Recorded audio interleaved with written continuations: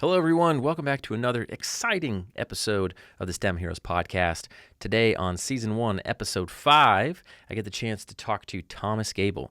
Thomas is a teacher and a coach, actually, out in Central Texas, where they teach specific drone curriculum to their students. So they actually have 3 classes that they teach their students over the course of a few years. I'm walking them through all the way from the very beginning of drones all the way down to really practical applications where they do mapping and roof inspections and cinematography, a bunch of cool stuff after getting their drone license. So I love what they're doing. From what I've seen, sort of ahead of the curve in schools that are out there teaching students about drones, new technologies, and paving the way for the future. So I'm excited to talk to him and have him share his experience, what they're doing. Hopefully you can get some inspiration and get the wheels turning, get the juices flowing for what you might be able to do at your school, or maybe some things that you can engage your students with. So that's the point of this podcast, is to inspire you and hopefully give you some fresh ideas to make the classroom more engaging and to set your students up for the future. That's my little intro. Now let's talk about more important things. Free shirts. If you want a very comfy t-shirt, leave a review for this podcast, screenshot it, and email it to me, david@dronelaunchacademy.com, and I'll send you a free t-shirt just for taking the time to do that. The more reviews we can get on there, again, I just want you to leave an honest review. If you do like it, don't like it, kind of like it,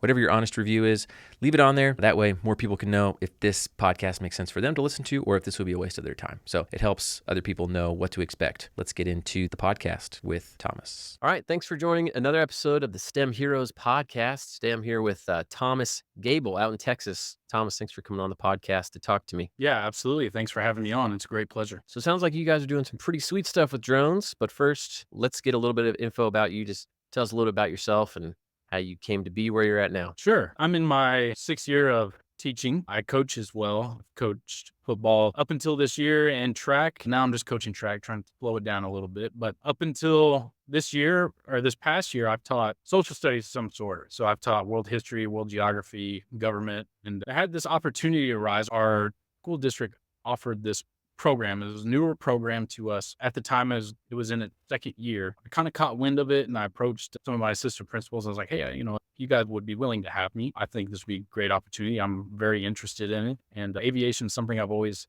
kind of been interested in. Coming out of high school, I initially wanted to be a pilot. Change of heart there for a little bit, but they were like, okay, well, let's start off with getting you maybe a Part 107 and see if you'll fit the bill. And so I started there. I was able to get that and a couple other credentials here and there, but I'm in my first full year of teaching this drone aviation class. Like I said, it's now about to finish its 3rd year with our district. It's still in early developmental stages for the most part. So our program is broken up into 3 years. So there's 3 years and there's 3 opportunities for kids to take it, and they're kind of in sequential order. So the first year is Principles of Aviation course, where we cover everything from paper airplanes all the way up to rocket ships. And so we touch on gliders, development of the plane, helicopters, rockets. So we have some flight simulators here in class just on like a computer. So we do a little bit of that. And we introduce drones. From there, the 2nd year class is all about prepping them for their FAA Part 107 exam. We have a curriculum built around that enables them to take the Part 107, which thankfully our district pays for them to go and take this test. Awesome. So they're able to complete that certification within their 2nd year of this course. And then in the 3rd year, this is the first year of the 3rd year class. Mm-hmm. It's all about enabling them with skills and giving them information about the industry itself. And so when it's all said and done, some of our goals this year were to have them have a portfolio of some sort, whether that's creative videos or like a report from a construction site or a roof inspection analysis, or just enabling them to be able to monetize the use of a drone. That's kind of where we're at. We still have a lot of fine tweaking on this 3rd year course just because it's so rapidly developing, but we're excited and we've had some good success so far. That's awesome. Now, how long are these classes? Are these like full semester length classes, each one? Yeah, the first and 2nd year class, they're all year long. And Okay. so actually all 3 of them are. And then the 3rd year class is actually, we're on a blocked schedule. So we have 4 classes a day. Okay. And so we actually have them for 2 classes at a time. Wow. If you can imagine being in same classroom with some teenagers for 3+ hours at a time. But no, we're able to break it up in between, all right, here's some mission briefing practices and hey, here's some flying time. Here's kind of what you need to go work on. That's awesome. Now, so for Texas, do they have like Texas state standards to like be able to like offer those courses as standalone courses, or how does that work with the state, if you know? Yeah, that's part of the developmental stage of it, especially with the 3rd year class. There's not a whole lot of, they're called TEAs. Yeah. Texas Essential Knowledge and Skills. There's not a whole lot of specific TEKs set forth for that third year class. So it's kind of giving us some flexibility to really cater to our needs, to the industry needs, and what our kids are kind of interested. We have a couple of days at the end of the school year where we do curriculum writing. And so we're really excited to dive into it and really tune it up a little bit. Cool. That's awesome. What's the interest level like from the kids? Are like a lot of the kids sign up for it? How do the kids feel? Did they see it like, oh, it's a lot of work, or they think it's cool? You know, the class sizes, they range. They're definitely getting bigger. That's the good. Mhm. Again, I kind of inherited it in the stage that it's at now. Like in that third year class, I only have about 10 kids in it. But the good thing about that is we can get really in depth and work with Mhm. everybody kind of one-on-one. They had to go through the first 2 classes and like, so I'm sure Correct. that kind of trickles down a little And bit. pass their part 107, yeah. Oh, yeah. Okay. Yeah. Yeah. And from what I've been told, I was told recently that, you know, the numbers are growing. So I have more principles of aviation classes next year than I do this year. Nice. That's great. So there's definitely some growth, definitely some interest. So we're heading in the right direction. Now for Texas, and again, forgive my ignorance because I don't know much about the Texas school system, right? Can any high school who's like, oh, cool, we want to offer a drone class too, can they just up and do that if their principal decides? Or do they have to be a part of like a special pilot program, or how does that work? I may be above my pay grade type of question. I know it falls under the career technology and education umbrella that we fall under the CTE department. From what I've been told from our admin department, we're one of the leading districts that is pioneering type of course as a full-on Mhm. course, not just a club type thing. We've had interest all across the nation of school districts reaching out to us like, hey, what are you guys doing? Can we kind of get an idea of Mm. what you plan on doing? I've been told that I may need to sit in on some meetings with some local independent school districts around us. Awesome. Yeah, I feel like once people hear that someone else is doing something cool, they're like, oh, what are you doing? How do you do that? What are you using? Yeah. Sure, sure. That's awesome. So let's start with like that first class. What kind of stuff you guys do in that class? You mentioned, paper airplanes and all that stuff, but give us a little overview of what that class is like and what it's like to have the students in there. Sure. Day one, first day of class, I was like, all right, hey, let's make paper airplanes. I have a video of this guy who's, world champion paper airplane maker. Mm. Show you how to make his. But if you want to make your own, good luck. Anyways, we start out there, and do a competition. So starting in the beginning of the class, we actually start with intro into basics of drone functions. One of the first things we do is we go through the trust certification process, rules of flying the drones, getting their hands on some drones. Tell people what the trust certification is in case they're not familiar. So the trust certification is the recreational UAS safety test. And so Yeah. in order to fly a drone in general, outside for sure, you got to have this trust certification. That way, you know the specific rules and regulations that you must abide by according to the Federal Aviation Administration. You got to know you can't fly right next to an airport or fly, 5,000 feet up in the air. So cool. You get the trust certificate in that class and then go Mhm. through some of the fundamentals. So they'll actually do some drone flying in that class then. Oh, yeah, for sure. Yeah. This week we actually started, that course is easing them into it, starting with the basic little Holy Stone 210, S210. And we fly that one for quite a while in here in the classroom. We have obstacle courses and things like that. And then we go to we had the DJI Telos a little bit Yep. up. From there, they're actually now just getting their hands on the DJI Mini 2s, helping them kind of get familiar, especially for those that plan on going into the second year course. Yeah. Progressively more expensive things to potentially break. Exactly. They're in that threat. We really start with drones, talk about classifying different types of drone, weight categories, military, commercial, consumer type drones. And we talk about their components, their different types of engines, talk about different various types of fuel that they are. I know most of them are battery powered, but when you look at the Predator drone that the military uses, right? It's obviously still a drone, but way different than a Mini 2. And then from there, we kind of get into some Aviation 101. We look at intro to aviation and aerospace, aviation careers. So what's out there as far as career fields? First thing everyone wants to think about is pilot. Okay. Well, what did you think about air traffic controller? Do you think about maintenance crew, right? Ground crew, things like that. From there, we look at commercial aviation, the ins and outs, kind of where it started and how it progressed through time and where we're at now. We look at military aviation, again, kind of just sequential order from the ground up. And then general aviation, looking at private industry or private pilot, what that kind of entails. From there, we still kind of stay along those lines. We look at the beginning of the U.S. commercial airline service, how that started, what it involved, what were some of the technological advances from that. Aviation, World War I, how that kind of set the stage for the development of airplanes and how the military leads that aspect and commercial just kind of follows suit. Yep. About the airmail and the transcontinental airway system. Talk about women in aviation, in early aviation. spend a little bit on that, and then It's we'll like go a to mini history course baked into this too, huh? a little bit, yeah. Yeah, yeah. That's kind of that first semester. Our second semester class, Is that technically still the same class? it is, yeah. Yeah. So, first semester, August to December, and then January to May is the semester. From there, we start with the development of the jet engine, talk about, like the ME262, and we talk about swept wing design and how, there was problems developing faster airplanes. We talk about the space race, all the way from Sputnik to the shuttle program, and we build the water rocket as a result. That's cool. Yeah, some hands-on stuff. We usually try and do some hands-on stuff every unit as well. Oh, that's good. The water rockets, those ones you just pressurize the water in it and just let it shoot up Yeah. and stuff. Yeah. Yeah. No, I make sure I have a second change of clothes every time. You guys do that inside or outside? Oh, definitely outside. Okay. And then next we have forces of flight. So we look at before forces of flight that act on a flying object, specifically planes. And then we have X-plane flight simulators at our disposal. Okay. And so we're able to have some scenarios where they alter things like the density altitude, where they can add weight to the plane, where they can add wind, and they have to, record the different changes of forces on the plane. That's a pretty fun little unit. We get to break those out. I feel like that's helpful for, when you're studying the Part 107 stuff. So for people who are maybe not listening or not familiar, like a lot of these topics come up on the FAA exam, but a lot of times they're just a little bit more narrow, like, oh, do you know how to do this piece of this calculation, or do you know this specific fact about this? So I feel like it's nice that you're teaching them all this context so they can actually see how it's helpful, or they're like messing with the density altitude in the simulator so they can see how it affects it, rather than just knowing the knowledge of, oh, the higher up you go, air is less dense, and that's the answer to this question. So that's a nice way to round out all their knowledge, I think.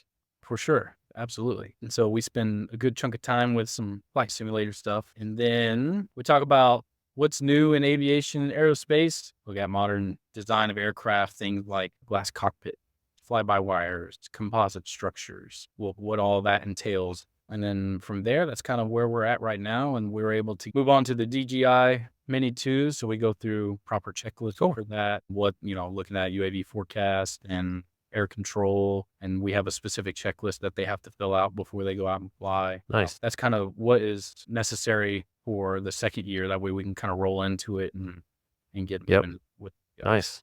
Oh, that's great.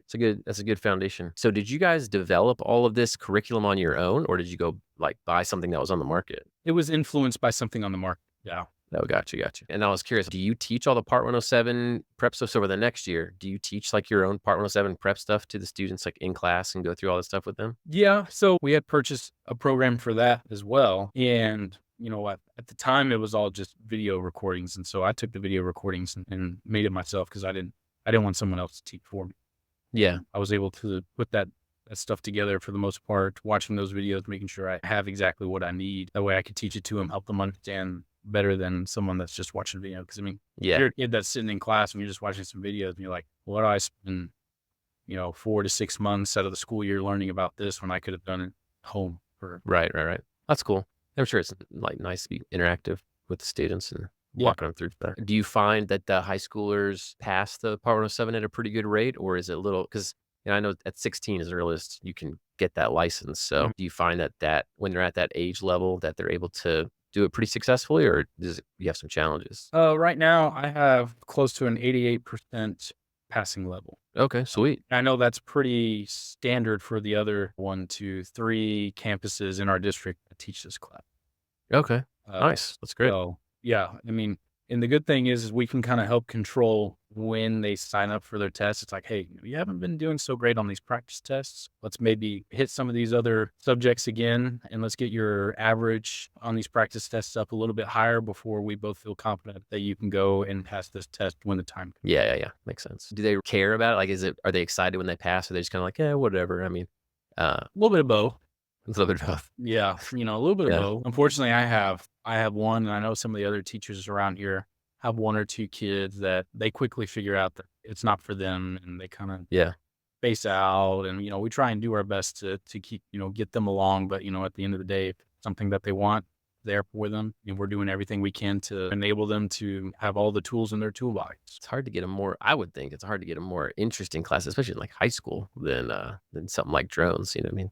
Like you're sitting in, algebra or something. So I'm curious, when you're teaching this, is there any specific part of it in any of the classes really that's like the most challenging to administer? Like, how do you find, when you're dealing with a bunch of kids who are flying drones. I don't know if they're doing it at the same time or what, but is there anything that you've learned as you've taught this class? Like, ooh, next time I do this, I am not going to do that thing. There's definitely some learning curves with it all. One of the things that I experienced recently was obviously we talk about it all the time, but the uncontrollables when flying a drone. And so when we're out, this happened actually today.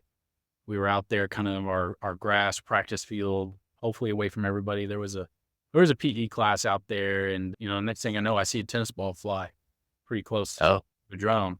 And so I had to go Were they- address that pretty were quickly. they trying to hit it, you think?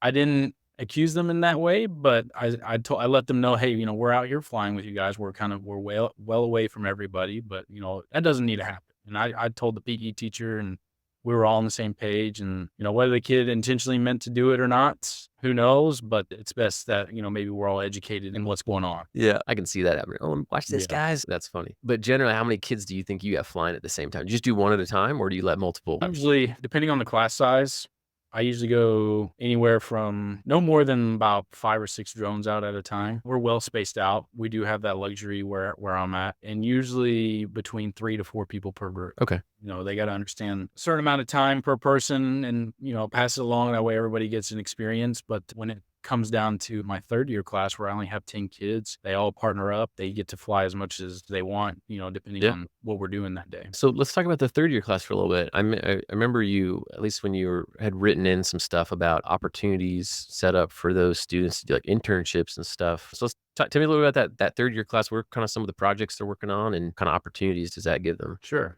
This class again is still more introduction of how can a drone be used, right? What does the industry look like? What is the industry going to look like? How can you put yourself in a place of success right now as a Part 107 licensed holder? We start off with developing checklists, right? So everything's all about safety. So checking the drone, goes down the list of everything that needs to be done. From there, one of the first things we do is professional video building skills. So we introduce Adobe Premiere Pro, and they have a project where they work on just video editing skills, and then they're able to go out and make their first video. I've based it around a school promo video. So, hey, go get shots around the school. You can do interior and exterior. Try not to fly the drones inside, but you can use your phones, and we have some of those fancy camera gimbal things. Okay. Nice. That way they can get some inside shots. But that is kind of where my second year class is ending right now. They're working on that as their semester project, essentially. They are working on professional video building skills, being able to put a good quality video together. We talk about mission briefing practices, going through the PAVE and I'm Safe acronyms. About pilot, here's the things you need to check for the pilot. Aircraft, check your aircraft. Environment, what does the environment look like?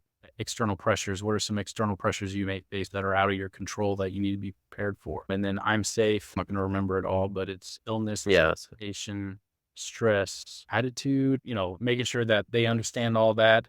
Nothing applies to them, that they're good to go fly. And then from there, we kind of break it up into like project-based blocks. We started with mapping and modeling. From there, we spend a good chunk of time on mapping and modeling. Real estate. I'm starting to go back to mapping and modeling. So they have to map out parts of the school. That's cool. And map out parts of the school, come up with, if I were a customer asking you to map this out for me, what are some things you're going to want me to know situation? There's definitely some times where I wish we could spend more time in mapping and modeling. Fortunately, right now at the moment, we don't have a mapping software, but we're in the process of acquiring a mapping software for next year. And when you say mapping software, you're talking about like the flight automation software or like the processing? The processing. Gotcha. We actually are on a right path for that for next year, so I'm excited about it. What software are you guys going to try to use, or can you not say? I think I can say Drone Deploy. Okay. Oh, nice. They have a good education bundle.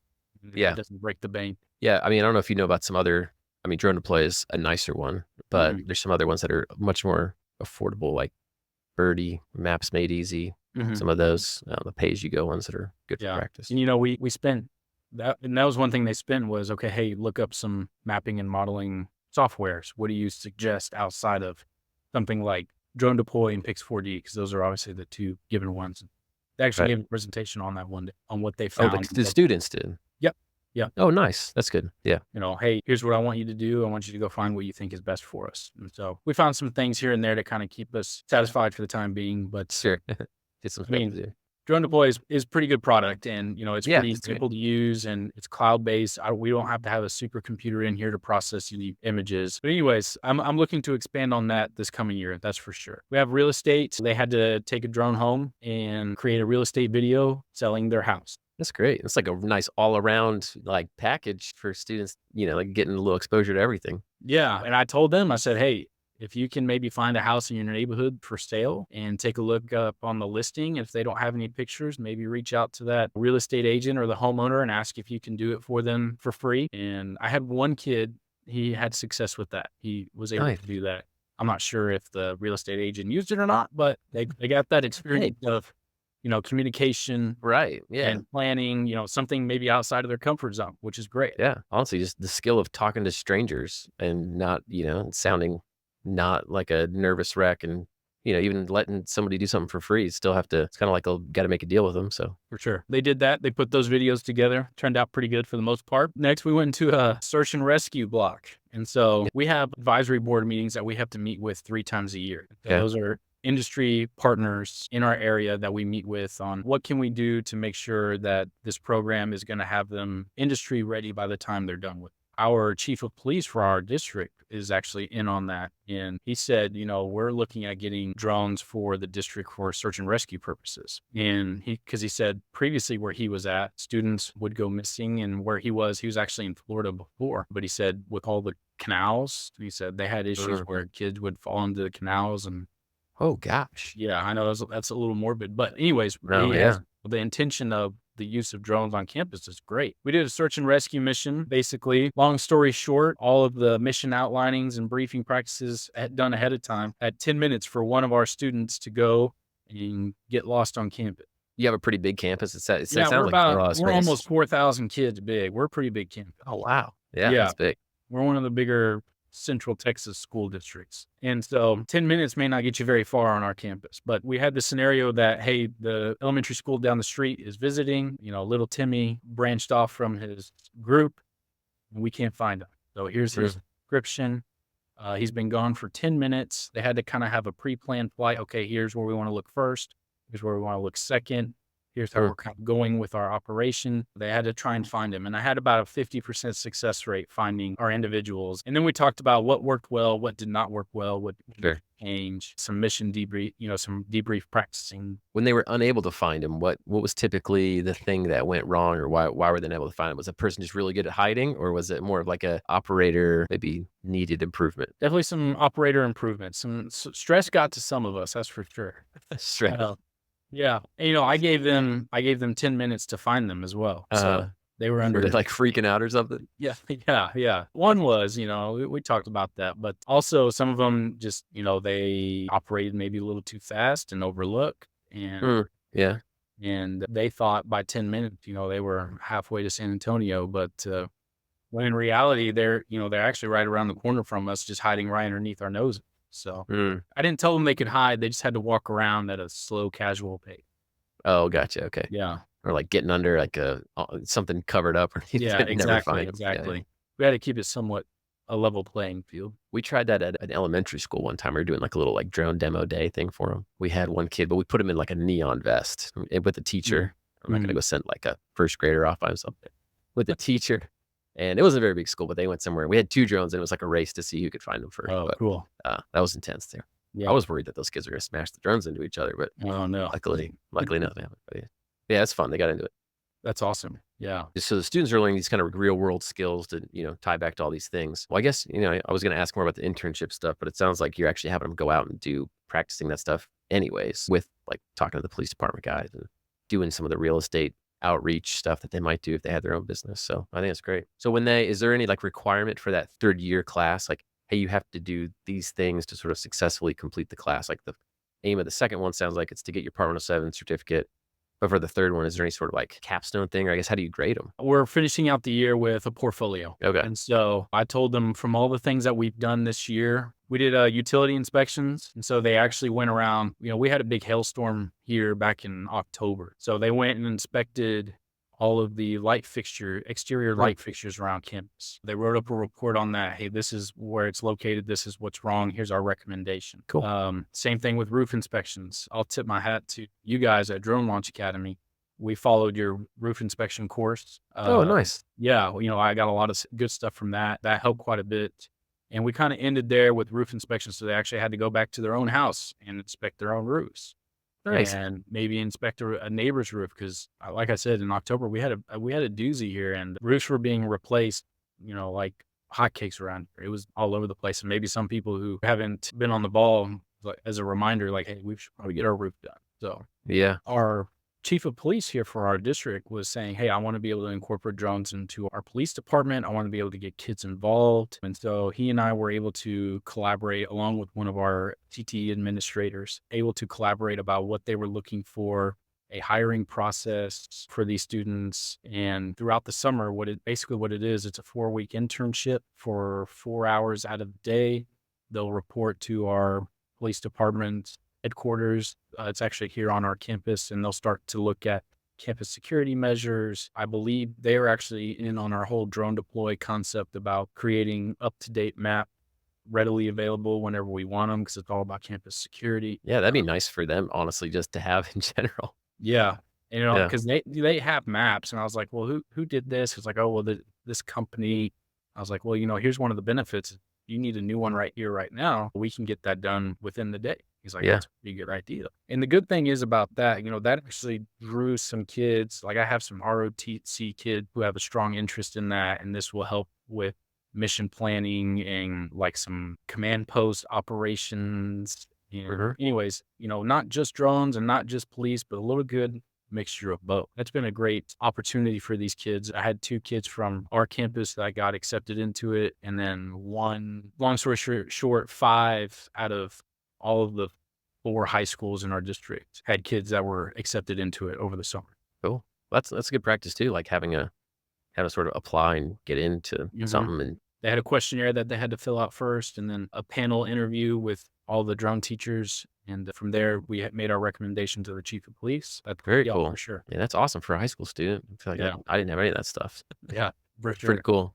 That's pretty awesome. Well, Thomas, I don't want to keep you too long. I know we're getting towards the end here, but as we wrap up, if you were to give some advice to a teacher or administrator who's thinking about, maybe they're in a different state, maybe they don't have the same sort of course options that you have, but they're wanting to do something with drones in a classroom, implement STEM and drones. What's sort of one piece of advice you would give them if they're looking to do this? I think one piece of advice would be to connect real world experiences. I think there's real world experiences and real world problems that we all face that we can help solve or maybe curve the problem to an extent with the use of drones. And that's one of the good things that we've been able to do here. When it's all said and done, I don't know everything, and I've had to reach out to plenty of people to get to kind of where I'm at today. Even then, I'm still asking questions, and I'm looking at some of the content that you guys produce. I mentioned the roof inspection, but we did the drone to one Cape and looking into that as well. As maybe next year, that might be something I incorporate into our curriculum. So,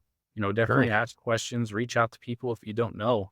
That's the best thing. You'll be pushed into the right direction. But that's probably my biggest piece of advice for now. Love it. I think that's great advice because, the more you can connect it to real world stuff, the more interesting it actually becomes to students too, because it's actually feels helpful, they're doing something. So Thomas, really appreciate you coming on the podcast and sharing your experience. And I enjoyed hearing about it, and I'm sure everybody else got a lot from it. So I appreciate you being on, man. Thanks for having me. It was a pleasure. Catch you later.